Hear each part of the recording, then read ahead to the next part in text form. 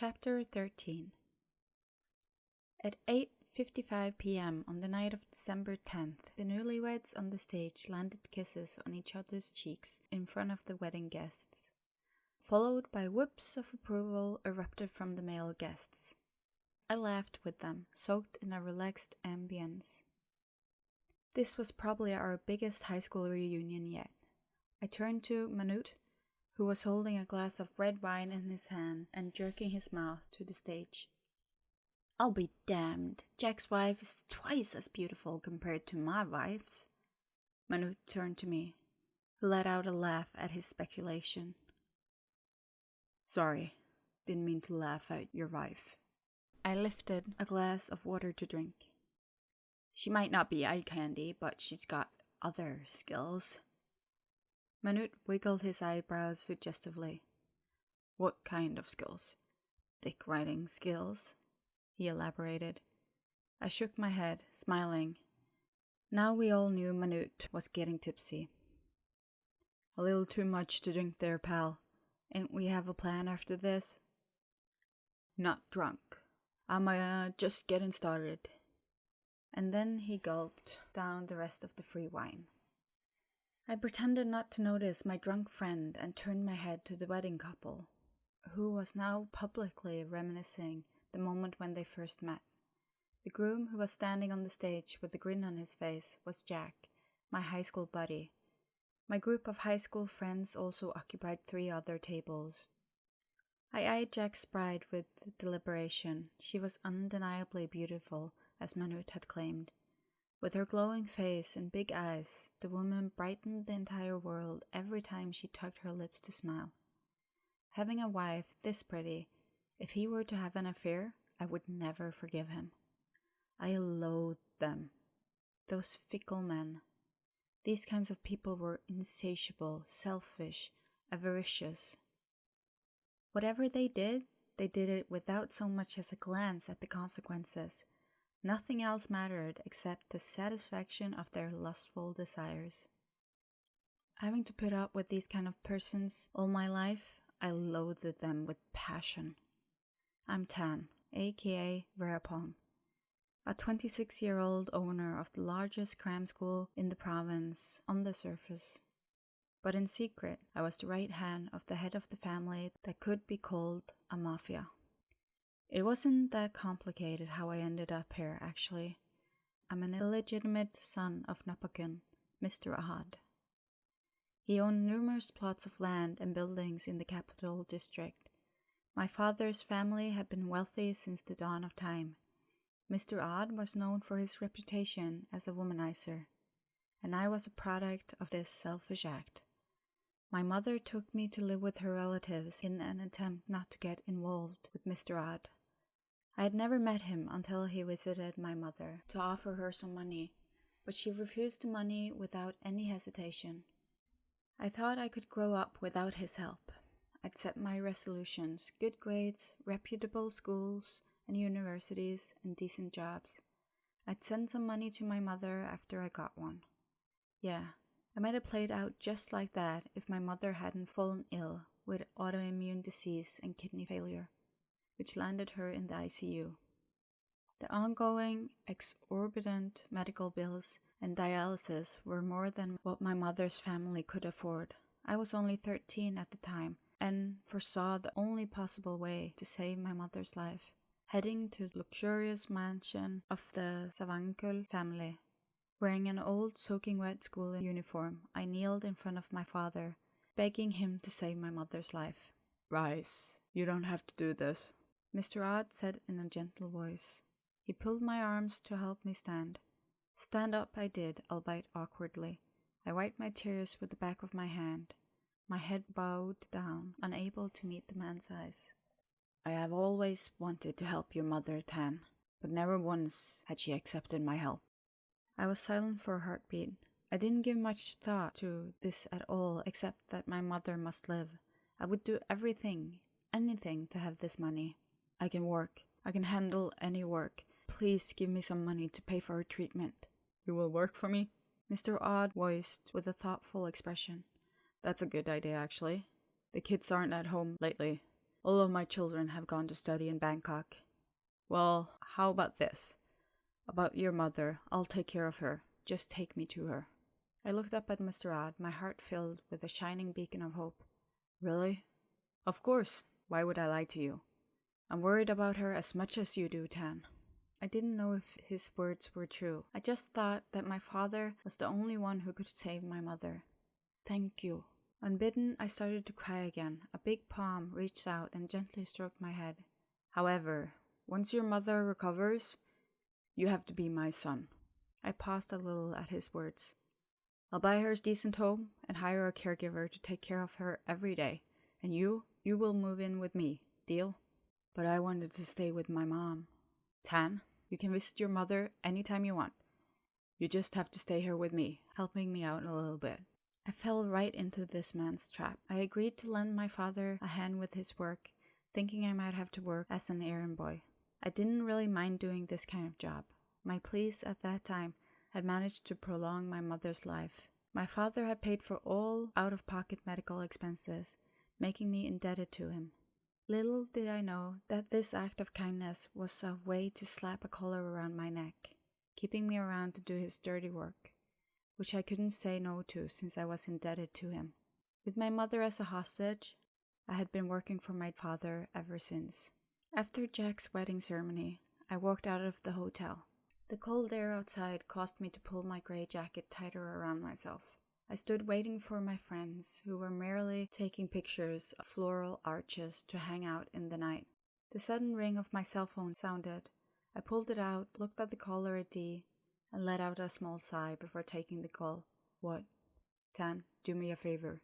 I heard the familiar voice over the phone. What is it? I turned to look at my friends, who were starting to stride out of the hotel. I forgot to bring the phone that had Nat's number. Could you call her and tell her that tonight's cancelled? I'm busy. What now? Who is Nat? I'd been sick of memorizing these women's names. I told you to use only one phone. And how am I supposed to call her? I don't have her number. Aren't you at home? No. I moved to a quieter area. This was part of my job, following orders of the man on the phone.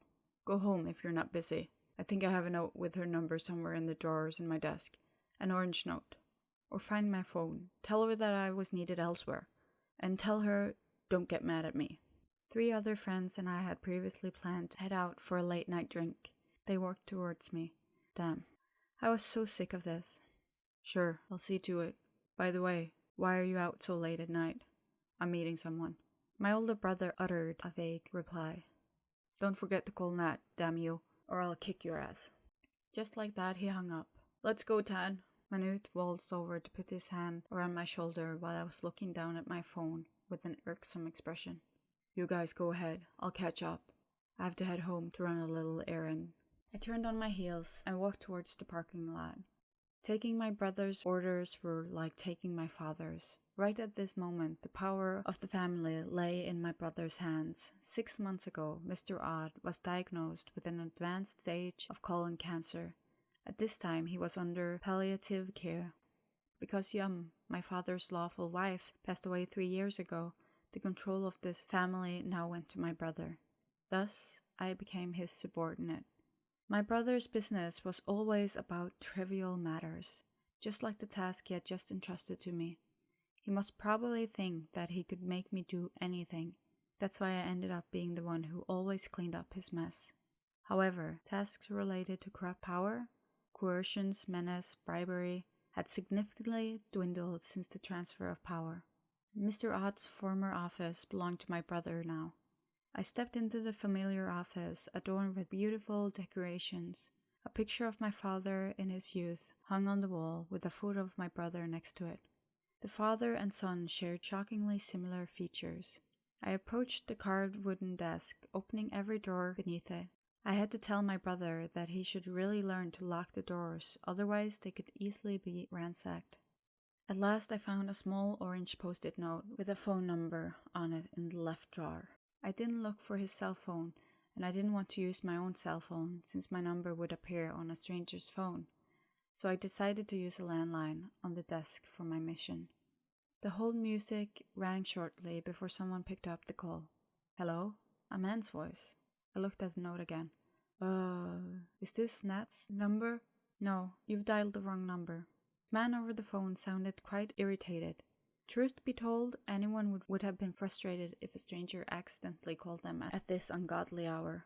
I think I've punched the correct one. May I know who this is? I inquired again, just to be sure. Then you got the wrong number. This is not Nat's number. Just like that, the man ended the call. I hung up the landline, eyeing the note curiously before I decided to flip the note over. Oops, wrong number, just like he said. Nat's number was on the other side. So I dialed the correct number, but she didn't answer the phone.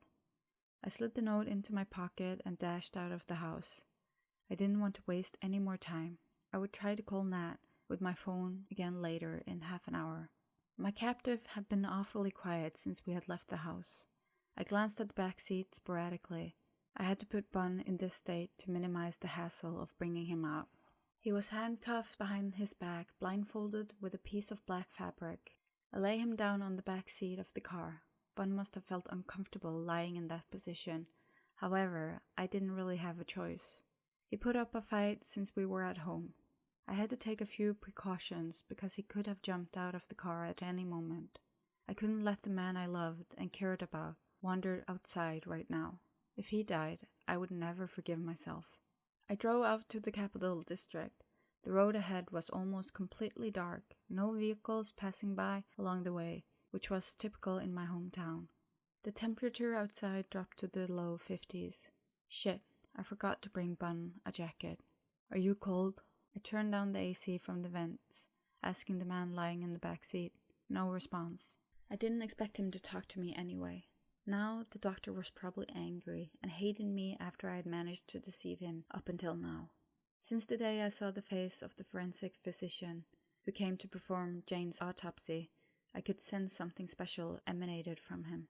His tall figure seemed so agile and nimble. His leadership trait that laced with a sense of humor and eloquently remark of his made Dr. Bunnicket such an attractive man. I didn't want to take my eyes off. Oh, how I wanted to go to him, to get to know him, and take our relationship further. I didn't want Dr. Bunn to be the target of my job at all. I fell in love with him the first moment that I saw him. I turned into the alley adjacent to an inky, dark paddy field.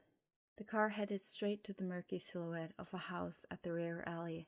I had bought the house as a temporary shelter for my mom without telling anyone should any danger arise. I pulled out in front of the house, flickering off the lights and turning off the ignition. We're here.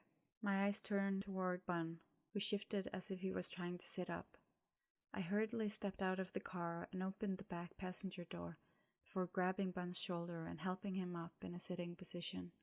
Once he had settled, Bun scooted backwards until his back hit the door on the other side. Don't be afraid. I ducked my head inside the car, reaching out to remove the blindfold. Bun looked at me with fright, confusion, and suspicion. He was trembling with fear, or with the cold, I couldn't quite tell. Bun only wore a long-sleeved shirt. I took off my jacket and draped it on his shoulders. Let's go. I guided Bun to the wooden house where I parked my car. The house was quite shabby. I didn't know I'd have to use it soon. I hadn't cleaned it up prior to this. I fished out the key from my pocket in one hand and grasped Bun's arm with the other to prevent him from running away. Where is this place? Finally, Bun voiced his thought, looking up at the house. You will kill me here, right? I won't kill you. After unlocking the rusty padlock, I pushed open the wooden door, and the smell of dust drifted to my nose as soon as I did so. I reached out to turn on the light. Sorry, I didn't expect to come here, so I didn't clean the place up.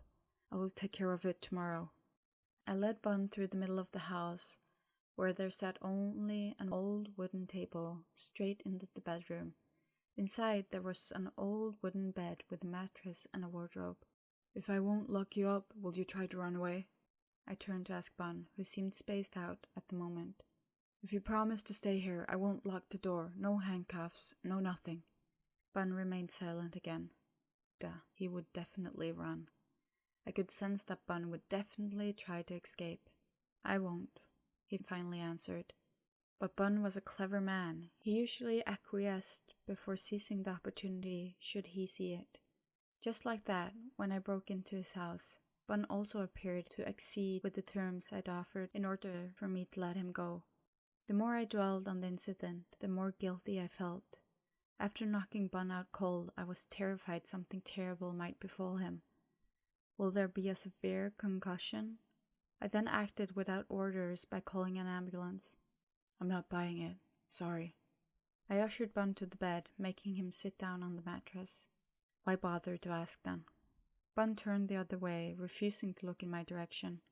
No need to offer me any choices or false hope if you don't have them in store in the first place. Do whatever you want. If you want to kill me, just do it. No need to drag this out. How many times do I have to repeat myself? I'm not killing you. I was getting a little irritated at his stubbornness. I snatched my jacket over Bun's shoulder away, pulling out the key and uncuffing him. I pulled his left hand and slapped the handcuffs on his wrist to the pole of the headboard. Bun closed his eyes as if he attempted to resign to his fate. No matter what, I want you to know that what I'm doing right now, I'm doing it to keep you safe until I have handled all this mess. I wanted to hold him, touch him, kiss him, the man in front of me. However, this was probably not the right time. I picked up the jacket and draped it back on Bun's shoulders. I will come back to you tomorrow. Wish me back safely and alive. The familiar tightness made its way back into my chest as if tears were building up. Bun looked up at me. I took a deep breath, trying to cool my mind. Get some rest. I turned around and left the room, making my way to the front gate. I closed the gate, locked it from the outside. Once I made sure the padlock was securely locked, I walked back to the car and called my brother. Why the fuck are you going out of town? He sounded furious. It wasn't a surprise how he knew my location. I pulled out the white smartphone I took from Bun. My eyes fell on it. It wasn't difficult at all using GPS systems to track down people these days. Looking for a place to hide the body. I deliberately drove farther in hopes of convincing my brother that I had been trying to hide Bun's body elsewhere. Still can't find a good spot. Don't forget to send me pictures. No, not right now. I'm driving. I've got to go. I'll call you back later. I hurriedly pressed end, launched myself into the car, and drove out of this place. The war was about to start. Tan, you were about to risk your life betraying your family and brother. You see, my goal was to make sure my brother would never be able to meddle with my life, Bun's, or my mother's ever again.